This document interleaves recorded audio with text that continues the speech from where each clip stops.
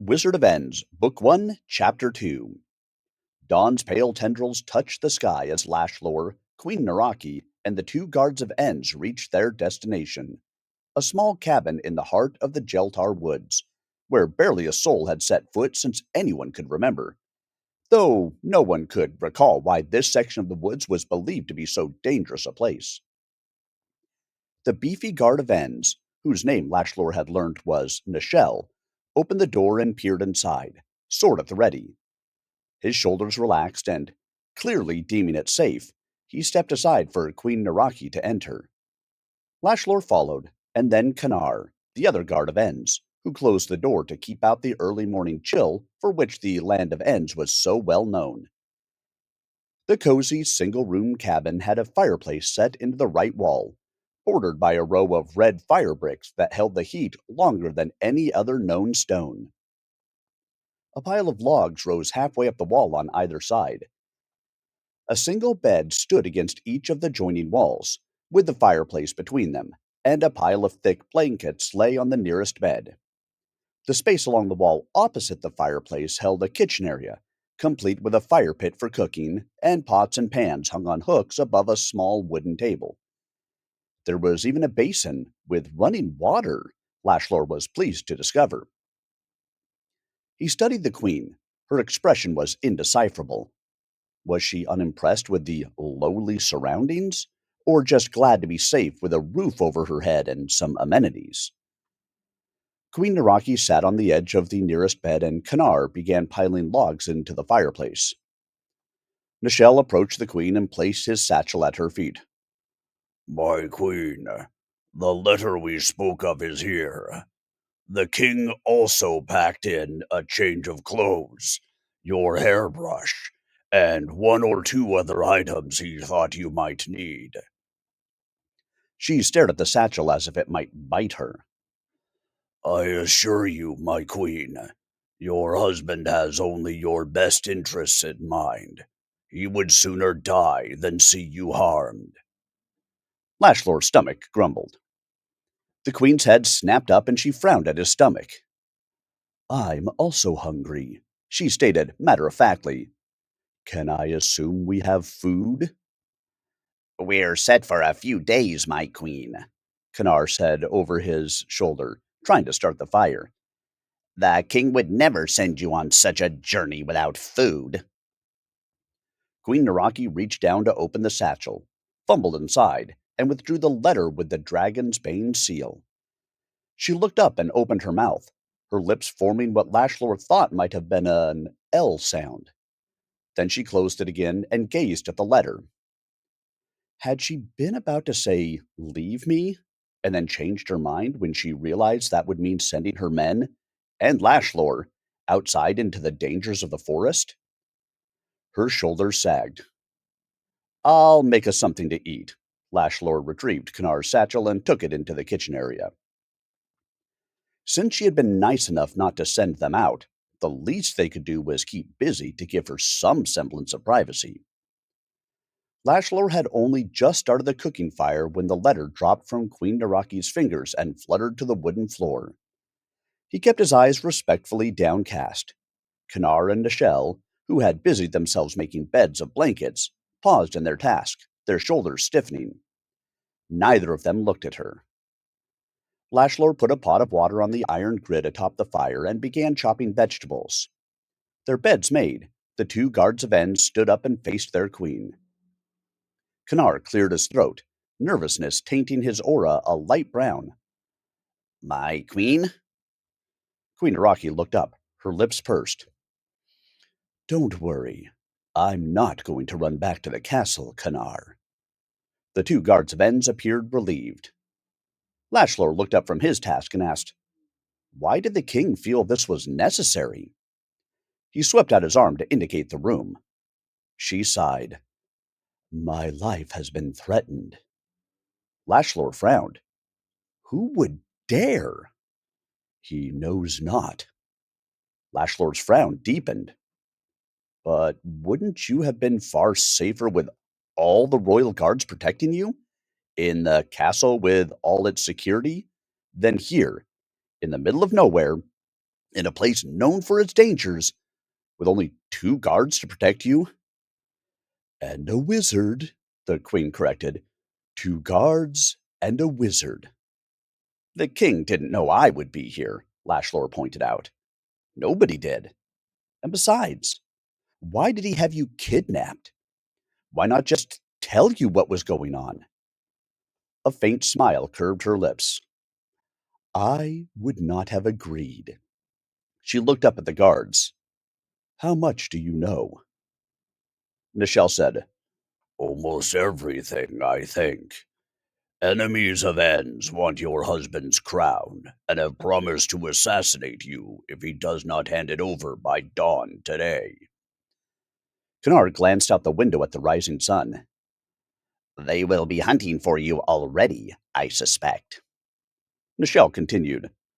The king said he has a plan to draw out the culprit, but would not tell us what it is. He will have them hanged, Queen Naraki murmured, almost as if to herself. And so should be, my queen. Kennard went to stand by the door. Someone needs to patrol outside to ensure we aren't discovered. I'll be back in 3 hours. Lashlor watched him leave, a deep foreboding brewing in his gut. King Lenarin looked up from his desk when the ash-blonde Amkesh, the captain of the guards, entered, without knocking. The king frowned. It was considered disrespectful to enter anyone's private space without an invitation, but to barge in on royalty? As tolerant a king as he was, he still expected the respect rightfully due to royalty. Had the queen's absence been discovered? Surely not already. Forgive me, my king. This was found in the royal stables. Captain Amkesh handed the king a blood-stained piece of papyrus, folded in half. A chill snaked through Lenarin. He started to ask whom the blood belonged to, but choked up. Not Naraki's. Not Naraki's. She's safe, far away. I watched them leave. Amkesh shifted his feet. It was nailed to your horse, my king. Relief flooded Lenarin, followed by anger, and then sadness swept over him to think the majestic beast had been hurt by the swine who wanted his kingdom and its riches. Amkesh sighed. To the eye, my king. He's dead. He looked at his feet. I know it's no consolation, but Martis said it was quick. Martis, the royal vet, was the best in the kingdom. It is some consolation, Captain. Lenarin stared at his hands. Very small. His gaze shifted to the letter.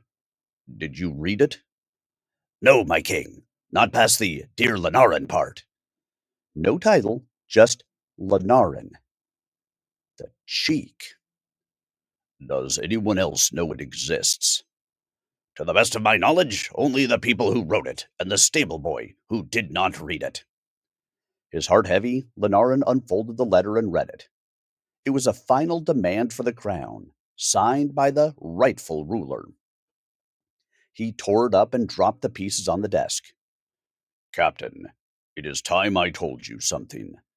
An unidentified someone claims ownership of the crown of Enns. Not only that, but the queen's life has been threatened if I do not hand over the crown. Amkesh gasped. Your right to the crown cannot be disputed, my king. For as long as anyone can remember, a dragon's bane has worn it. I know. Lenarin banged his fist on the desk, making Amkesh jump. But that isn't stopping the bastard from threatening the life of someone I love. Amkesh frowned. How does this someone expect you to hand over the crown when he has not identified himself? I was to declare that I am stepping down as king, and the new king will be announced shortly. You and I both know that. If I did so, there would be no going back, and anyone could claim the crown. I wouldn't even know if whoever claims it is the same one who demanded it, or just some random opportunist. He paused. Well, Not until they ended up dead, anyway. I will put extra guards on the royal quarters until this treasonous viper is apprehended. Lenarin shook his head. That won't be necessary. There are already enough guards posted. He pushed back his velvet-covered chair and stood up. Have someone bury my horse in the royal cemetery, and then meet me in my chambers. As you wish, my king. I will also arrange for a new steed for... That can wait, Lenarin interrupted. I have something else to tell you that is far more important. King Lenarin stopped pacing and spun to face the door when someone knocked on it. Come in. Captain Amkesh entered, casting a nervous glance at the curtained bed, on which he believed his queen lay ill. Fear not, Captain. You will not disturb your queen's privacy, for she is not here. Amkesh's brow creased in confusion. You weren't to tell no one, but I have sent her away to safety, Lenarin explained. Somewhere no one will think to look. Amkesh narrowed his eyes. But she should be guarded. She is. Nichelle and Kanar are with her. Amkesh's shoulders relaxed a little. They're the best we have. I know. So you're hoping that, when you don't hand over your crown, whoever it is will attempt to assassinate the queen. I will place extra guards in the room, in the bushes below, on the balcony, and in the bed if you will allow.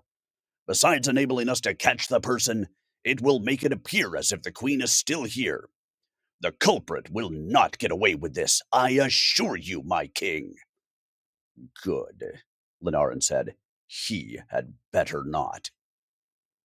King Lenarin's study door burst open. Again, Amkesh. And again, without knocking. Lenarin rose to his feet. Amkesh beamed. We caught them, my king! We caught the bastards! How many? 3, my king. But the bad news is, I believe they are only hired help. Bandits, no doubt, judging by their attire. They won't talk. Lenarin's jaw tightened. We will see about that.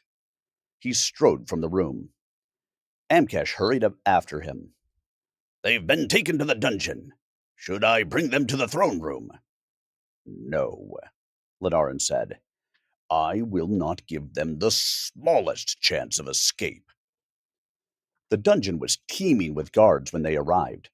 Apparently, the guards of Enns didn't appreciate their queen being threatened any more than Lenarin did, and were intent on ensuring that there would be no escape. Lenarin loomed over the shackled men at his feet. All 3 were attired in tight-fitting clothes in dark shades of brown and green, and smelt as if they hadn't bathed in months. I will make this easy for you. Tell me who sent you, or I will have you skinned alive.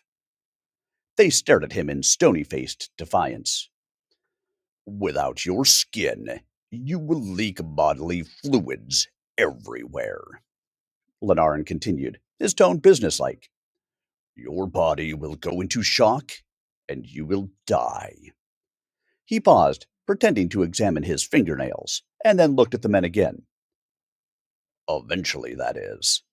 The pain will be excruciating, and it can take days before death puts you out of your misery.